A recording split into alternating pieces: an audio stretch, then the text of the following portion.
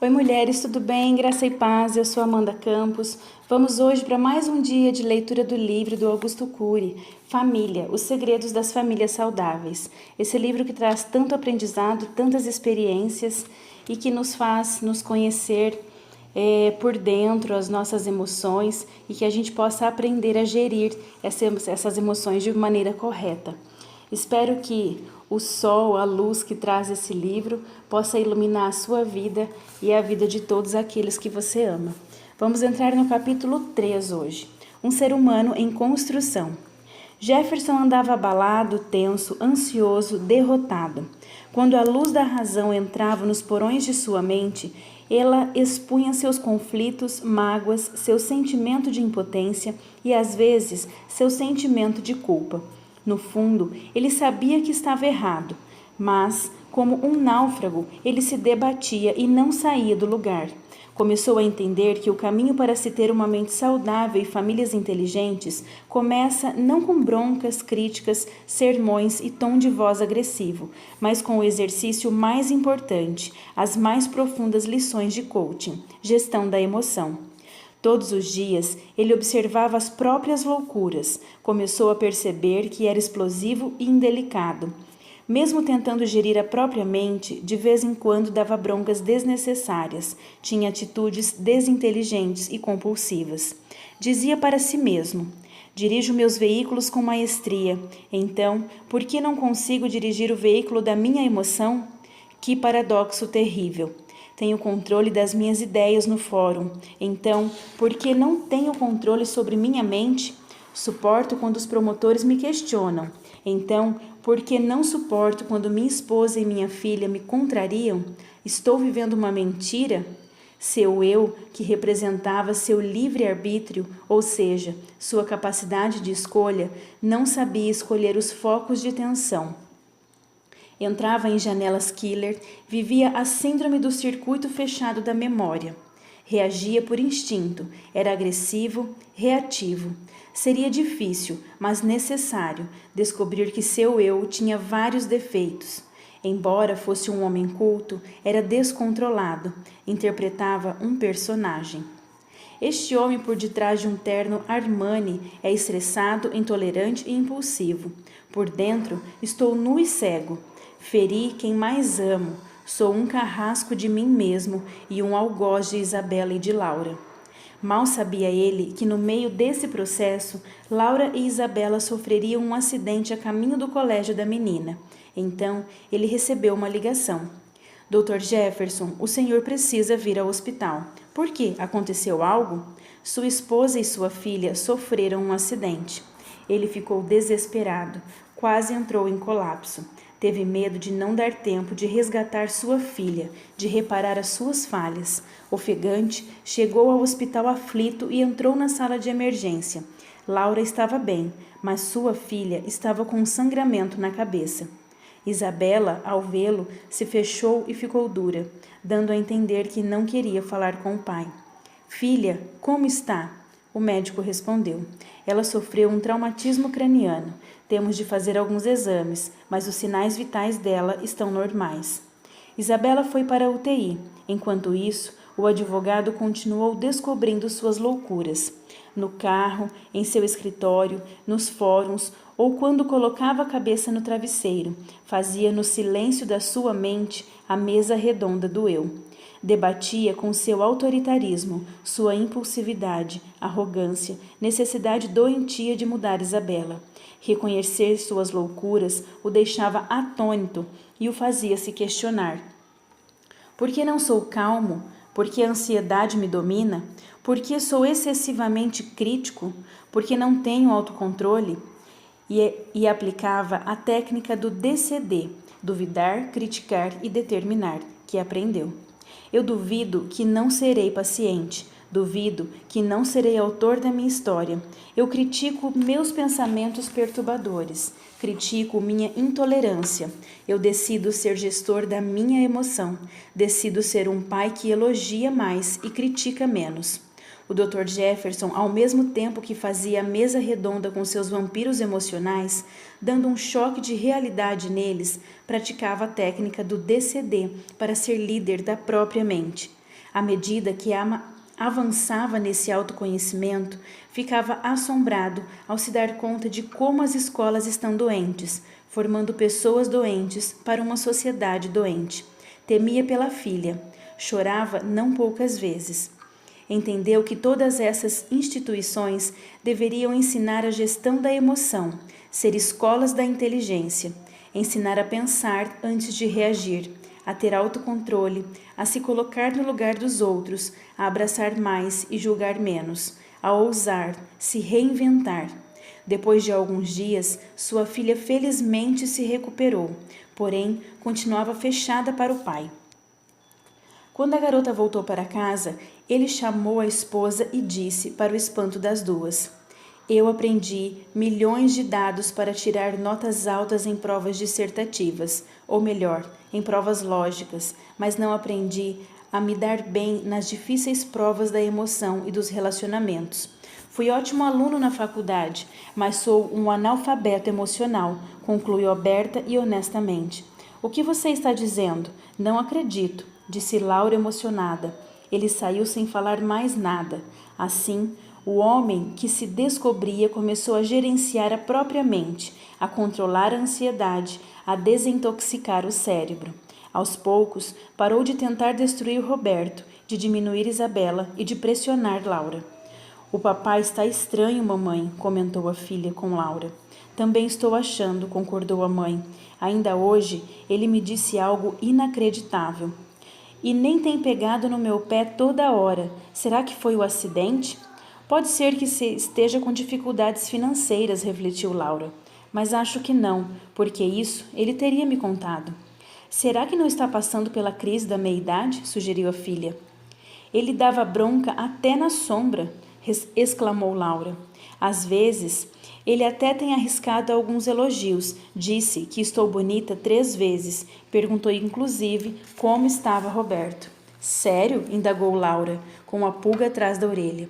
De fato, não parecia o mesmo pai nem o mesmo marido. Após 10 dias, o Dr. Jefferson chamou a esposa e a filha para conversar. Lá vem bronca, imaginou a filha. Mas para o espanto dela, o pai teve mais uma atitude incomum. Ela já se adiantou. O que fiz de errado? Por que está me perguntando isso? Porque desde que me entendo por gente, toda conversa entre nós tem um único cardápio, respondeu a garota, que era bem inteligente. Qual? Perguntou o pai. Broncas, críticas, reações tensas, exposição das minhas falhas, pressão. Para o choque dela e da mãe, ele disse: mas hoje, minha filha, eu chamei vocês duas apenas para pedir uma coisa muito séria. Talvez vocês fiquem abaladas. Eu sabia, determinou a filha. Fique calma, Isabela, pediu a mãe. Desculpe-me. O quê? Você está pedindo desculpas? Disse a filha emocionada. Sim, quero pedir sinceras desculpas. Como assim? Perguntou Isabela assombrada. Quero pedir desculpas pela minha arrogância, prepotência, rigidez, afirmou com lágrimas nos olhos. Você está chorando, papai? Estou. Mas você nunca chorou na minha frente, porque um homem egocêntrico não tem coragem de mostrar suas lágrimas. Você está se julgando egocêntrico, mas você sempre foi infalível, observou Laura abaladíssima. Eu escondia meus vampiros emocionais. Se não quiser ter uma família doente, preciso reconhecer minhas loucuras. Não acredito no que estou ouvindo, comentou Isabela às lágrimas. Não era o mesmo pai, parecia um homem iluminado. De fato, ele foi iluminado pela gestão da emoção. Sou um engenheiro de janelas killer. Engenheiro de janelas killer? Que palavras são essas? O Dr. Jefferson explicou como se formam as janelas traumáticas. Também falou sobre algumas técnicas de gestão da emoção. As duas mulheres de sua vida ficaram quase sem voz. Papai, você nunca confessou os seus erros. Dr. Jefferson era intocável. Sim, todos os homens intocáveis que têm a necessidade neurótica de estar sempre certos são doentes e fazem as outras pessoas ficarem doentes. Mas, disse a garota gaguejando, nossa vida é um inferno. Era, minha filha, era. No que depender de mim, disse ele enxugando o rosto, vou transformá-la num céu, ainda que tenha algumas nuvens. E assim, aquele pai rude, tosco, intocável, começou a derreter o iceberg que era. Teve a coragem de se levantar e ir até a filha, e outra vez disse: Mil desculpas, você vai conhecer o pai que eu sempre quis ser, mas tinha medo de ser. E em seguida se dirigiu a Laura generosamente. Vou lutar com todas as minhas forças. Aliás, lutar não. Vou treinar meu eu para gerir a minha emoção de modo a deixar a vir à tona o homem que te conquistou. E as abraçou. Todos choraram juntos. Isabela ficou muito emocionada. Na infância, até ela, por volta dos seus 5 anos, sua família era muito feliz, mas pouco a pouco se converteu numa fonte de doenças emocionais. De fato, o cardápio diário continha apenas indiferenças ou atritos. Raramente havia abraços, elogios, doses de paciência, brincadeiras. Não havia ombro para chorar, nem onde se apoiar. Era uma família muito pequena, mas muito problemática. Agora, ela estava começando a ver uma luz no fim do túnel. Todo barco precisa de um timoeiro para fazer a travessia das tormentas. A família de Jefferson Santana encontrou o seu, o próprio Jefferson. O homem, que era um grande causador de tempestades emocionais, estava aprendendo a apaziguar as águas da própria mente. 2 dias depois de uma jornada fatigante em seu imponente escritório de advocacia, o Dr. Jefferson teve tempo para pegar nas 2 mãos de sua filha e lhe dizer poética e afetuosamente: Eu quero conhecer você, minha filha. Como assim? Indagou ela, impressionada. Quero conhecer seus sonhos, seus pesadelos, suas expectativas e seus medos. Mas, ele sentou-se ao lado dela. Sua esposa logo se aproximou, mais uma vez fascinada com a atitude do marido. Você é uma jovem incrível, admirável. Mas por que você está me elogiando só agora? Só sabia me criticar e apontar os meus defeitos? Eu sei, você cresceu e simplesmente desconheço minha menina. Permita-me corrigir meu passado. Deixe-me penetrar em camadas mais profundas da sua mente. Isabela desabou. Mais uma vez foi às lágrimas. Seu pai estava começando a plantar na memória dela a imagem de um homem delicado, generoso, inteligente, interessante. Estava iniciando seu treinamento como um vendedor de sonhos, um engenheiro de janelas light. Deixara aos poucos de ser um vendedor de pesadelos e engenheiro de janelas killer. Comovida, ela disse: Tenho medo de não ser aceita no meu grupo. Como assim? Indagou Isabela. Tenho medo do julgamento das pessoas e tenho outros medos, como o de ficar louca, de ficar só, de não entrar na faculdade de medicina. O pai ficou atônito. Sua filha estava afundando num pântano, à beira de um colapso mental. E ele, em seu superficialismo, achava que o problema dela era apenas o namorado ou a sua indisciplina. Entendeu que, de fato, ele era um manual de regras, um homem apto a consertar máquinas, mas não um pai preparado para formar mentes brilhantes. E a filha, para o espanto dele, continuou a expor seus próprios vampiros emocionais. Eu estou muito angustiada e ansiosa. Algumas amigas se cortam no banheiro. Eu tenho me cortado também. E mostrou pequenos cortes feitos com gilete. Ela não queria se matar, mas se mutilar levemente. Escondia esses cortes atrás das blusas de mangas compridas.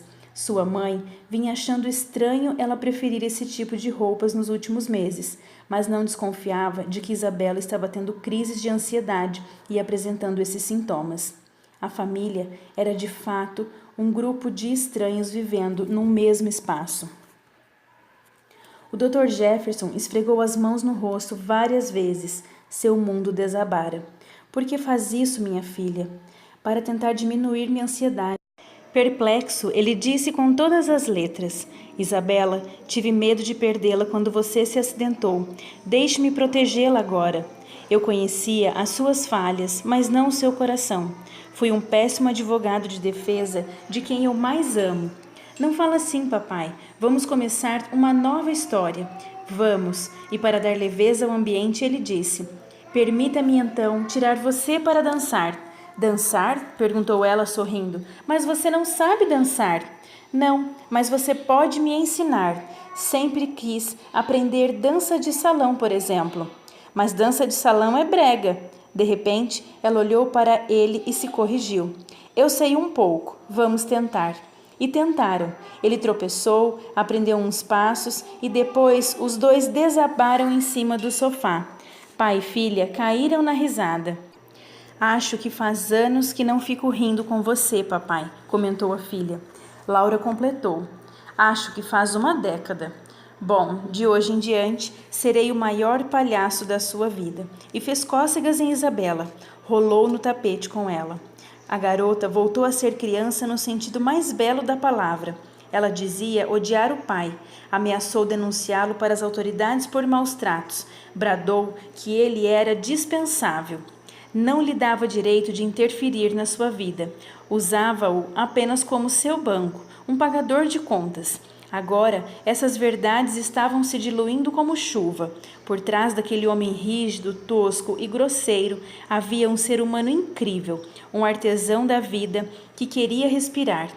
A história, tão angustiada e saturada de atritos e de dor, começou a ganhar ares de leveza e relaxamento. A biografia de pai e filha, que tinha tudo para ser um desastre, deu lugar a capítulos poéticos de amor. Não basta amar, pois o amor tem de ser inteligente para ser sustentável. Descobriram o que milhões de pais chineses, americanos, europeus não descobriram. O amor só é inteligente se houver gestão da emoção. E só há gestão da emoção se existir mais elogios do que críticas, mais aplausos do que cobranças, mais ombros para se apoiar e chorar do que dedos para acusar. Entenderam que sem o amor inteligente, nossos céus não têm estrelas, nossa mente não tem ânimo, nossa emoção não tem prazer. 3 dias depois, o Dr. Jefferson fez uma surpresa. Convidou Isabela para jantar. Se sua mãe não se importar, gostaria de jantar só com você. Não me importo. Ver vocês felizes é a minha felicidade, disse Laura. Laura sabia que os dois precisavam de um tempo juntos a sós. Ainda eram 2 forasteiros que dividiam o mesmo ar, mas conheciam muito pouco as histórias um do outro. Para jantar? Mas você nunca me fez esse convite. Algum problema para discutir? Não, Isabela.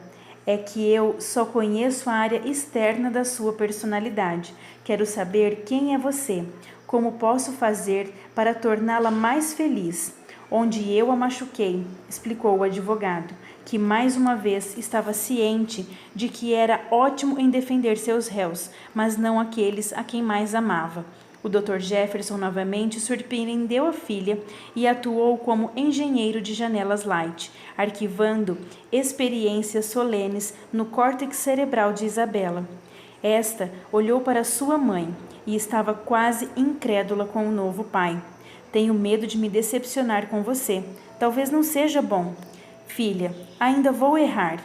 Eu me irritarei algumas vezes.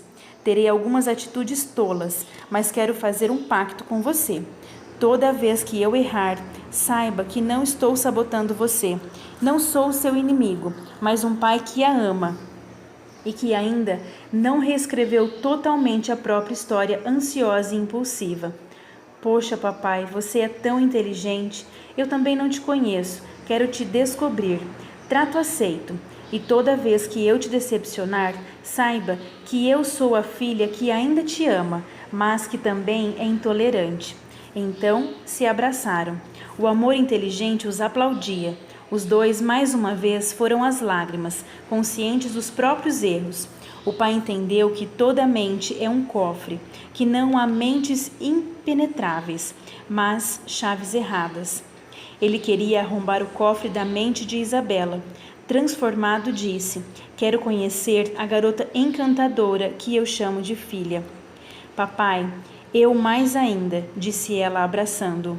O Dr. Jefferson mais uma vez provocou o fenômeno RAM, registro automático da memória, para construir janelas inteligentes para sua filha amar a vida. Se saudade tem nome, ela se chama Isabela, e pegou no braço dela. Se amor tem nome, ele se chama Jefferson. Sou mais importante que Roberto? Brincou. Diferente, porém mais importante, afirmou ela, para a alegria dele. Laura, emocionada ao ver a relação entre eles, livres de se destruir completamente, comentou: todos os pais precisam ter um caso de amor com os filhos. Reitero, se vocês forem felizes, eu também serei, mas se forem infelizes, minha vida será incurável. Façam desse jantar um acontecimento único em suas vidas. Foi assim que os dois estranhos saíram da superfície do planeta Mente e começaram a penetrar em camadas mais profundas da sua emoção. Nunca é tarde para tratar nossas loucuras.